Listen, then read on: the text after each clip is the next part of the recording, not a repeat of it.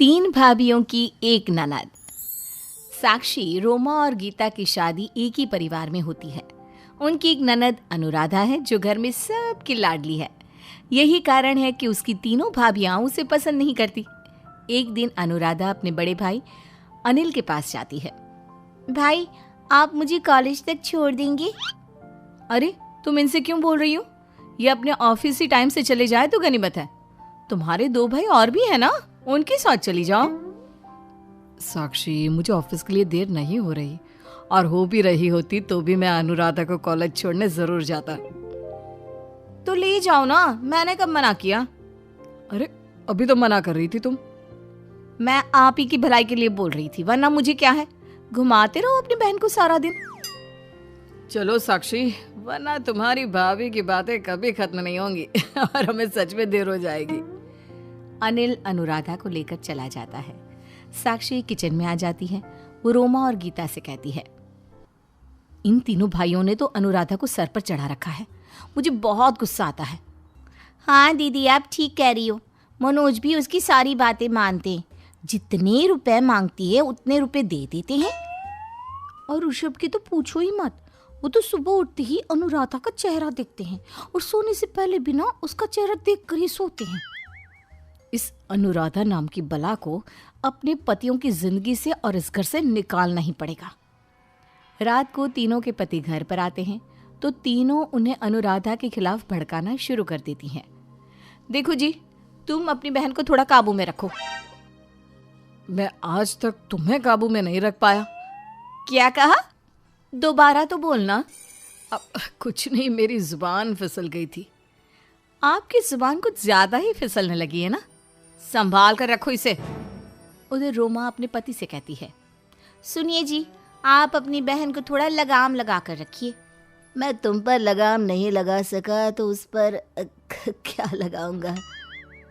तुम दोनों भाई बहन से तो बात करना ही बेकार है। एक से बढ़कर एक है दोनों। अब गीता ऋषभ से कहती है, मुझे आपसे ना जरूरी बात करनी है। हाँ हाँ बोलो। आप अपनी बहन को कब तक पढ़ाओगे? उसकी शादी करो और उसे विदा करो ना इस घर से। अरे, अभी उसकी शादी की उम्र नहीं है। और तुम्हें कब से अनुराधा की शादी की चिंता होने लगी? आप तो सुबह चले जाते हो और शाम को आते हो। तुम्हारी बहन को तो मुझे ही झेलना पड़ता है ना। क्या झेलना पड़ता है? और जो मैं तुम्हें इतने साल से झेल रहा हूँ उसका क्या? क्यों झेल रहे हो? इतनी बुरी हूँ क्या मैं? तो छोड़ क्यों नहीं देते मुझे? ठीक है, बताओ कब, कहाँ और कैसे छोड़ना है, छोड़ आता हूँ तुम्हें। तुम तो चाहते ही हो मुझे छोड़ना। पता नहीं तुम जैसे लोग शादी ही क्यों करते हैं। मुझे इतना सुना दिया और मुझे छोड़ने तक तैयार हो गए, लेकिन अपनी बहन से कुछ नहीं बोलोगे? हाँ गीता, अपने दोनों कान खोल कर सुन लो। मेरी बहन के बारे में आज के बाद कुछ मत कहना। वो जो करती है हमसे पूछ कर करती है, समझी? गीता, रोमा और साक्षी अपने अपने पति को भड़काने की बहुत कोशिश करती हैं, लेकिन उनके पति उल्टा उन्हीं पर भड़क जाते हैं। अगले दिन अनुराधा की तीनों भाभियां एक दूसरे से बात करते हुए कहती हैं, रात को ऋषभ से बात करने के बाद मैं तो इस नतीजे पर पहुंची हूँ कि इन भाइयों से कुछ नहीं होगा। जो करना होगा हमें ही करना होगा। हाँ, तुम ठीक कह रही हो। ये तो अपनी बहन के प्यार में अंधे हो गए हैं। अरे, मैं इनसे कुछ बोलती हूँ तो उल्टा मुझे ही बोलना शुरू कर देते हैं। अब तो हमें थोड़ा सब्र करना पड़ेगा और सही समय का इंतजार करना पड़ेगा। इसी तरह से कई दिन बीत गए और तीनों भाभियां अनुराधा का बहुत ख्याल रखने लगी। अनुराधा का एक दोस्त था रोहित। रोहित अनुराधा की बहुत मदद करता था। एक दिन अनुराधा की तीनों भाभियों को रोहित के बारे में पता चल जाता है और वो अनुराधा से कहती हैं, अनुराधा, तुम्हारे एग्जाम्स आने वाले हैं ना? हाँ भाभी, लेकिन तुम तो पढ़ाई पर बिल्कुल ध्यान नहीं दे रही। अगर तुम्हारे नंबर कम आए तो तुम्हारे भाई हमें डांटेंगे। नहीं, नंबर कम नहीं आएंगे। मैं अच्छे से तैयारी कर रही हूँ। तुम ग्रुप स्टडी क्यों नहीं करती? अपने दोस्तों को बुला लिया करो ना घर पर। भाभी, मेरा एक ही दोस्त है रोहित। वैसे ना उसे मुझसे कुछ हेल्प भी चाहिए थी। मैं सोच रही थी उसे ही बुला लूँ, लेकिन फिर सोचा कि पहले भैया से पूछ लूँ। अरे, क्या जरूरत है भैया को बताने की? हम तीनों हैं ना घर पर, तुम बुला लो रोहित को। कुछ देर बाद रोहित घर पर आ जाता है और दोनों पढ़ाई करने लगते हैं। लेकिन उसकी तीनों भाभियां थोड़ी देर में उसके भाइयों को फोन करके बुला लेती है। जिस कमरे में रोहित और अनुराधा पढ़ रहे होते हैं, उस कमरे को उसकी भाभियां बाहर से बंद कर देती है और अपने पतियों से कहती है, देखो दरवाजा खोलकर, तुम्हारी बहन क्या गुल खिला रही है।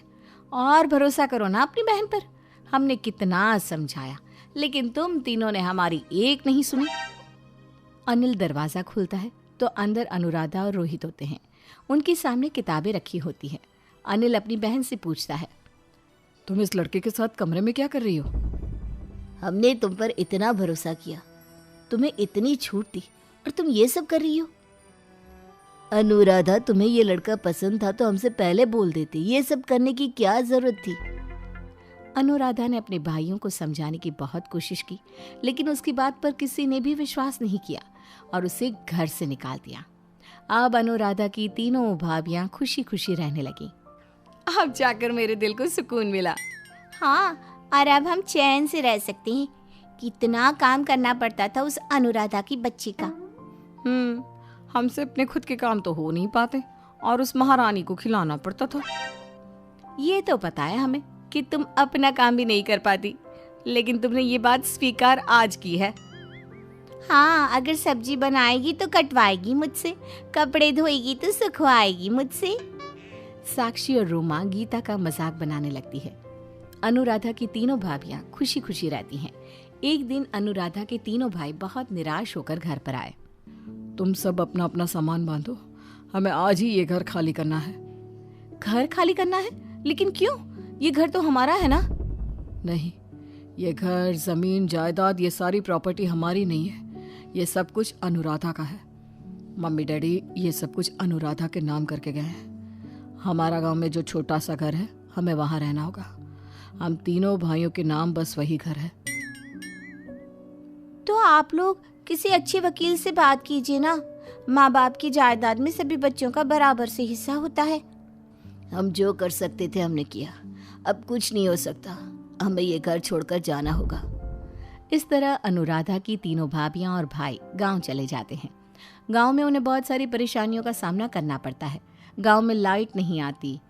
उन्हें छोटा मोटा सामान लेने के लिए भी काफी दूर दूर जाना पड़ता था।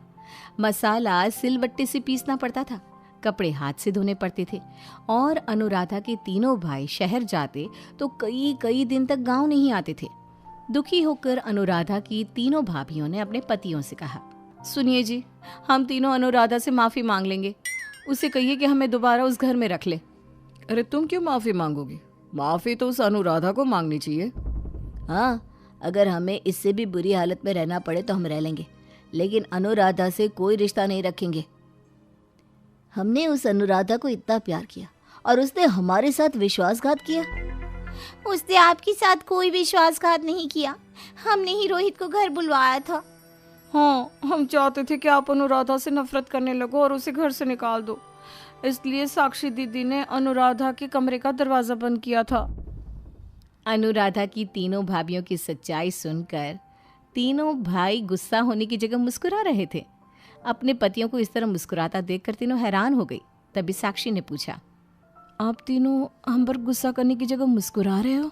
हाँ, हम तुम्हारी बेवकूफ़ी पर मुस्कुरा रहे हैं कि किस तरह तुमने अपने ही पैरों पर कुल्हाड़ी मार ली है। हम ये सारी सच्चाई जानते थे। अनुराधा ने रोहित को घर बुलाने से पहले हमें फ़ोन करके बता दिया था, और जब साक्षी भाभी ने फ़ोन करके घर पर बुलाया तो हम तीनों को बहुत गुस्सा आया। हमने अनुराधा से बात की और अनुराधा ने ही तुम तीनों को सबक सिखाने के लिए ये प्लान बनाया। तुम तीनों भाइयों ने और तुम्हारी बहन ने मिलकर हमें बेवकूफ़ बनाया? अच्छा किया अनुराधा ने जो हमें सबक सिखाया। सुनिए जी, आप हमें अनुराधा के पास ले चलिए, हम उससे माफ़ी मांगेंगे। सभी अनुराधा के पास शहर में आ जाते हैं और उससे माफ़ी मांगते हैं। अनुराधा अपनी भाभियों को माफ़ करते हुए कहती है, इस बार तो मैं आप तीनों को माफ़ कर रही हूँ। अगर आगे से तुम तीनों में से किसी ने ऐसी हरकत की तो मैं ये सारी प्रॉपर्टी बेचकर देश से बाहर चली जाऊंगी। अभी भी ये प्रॉपर्टी मेरे नाम है। क्यों भाइयों? अनुराधा के भाई हंसने लगते हैं और फिर सभी खुशी खुशी रहने लगते हैं।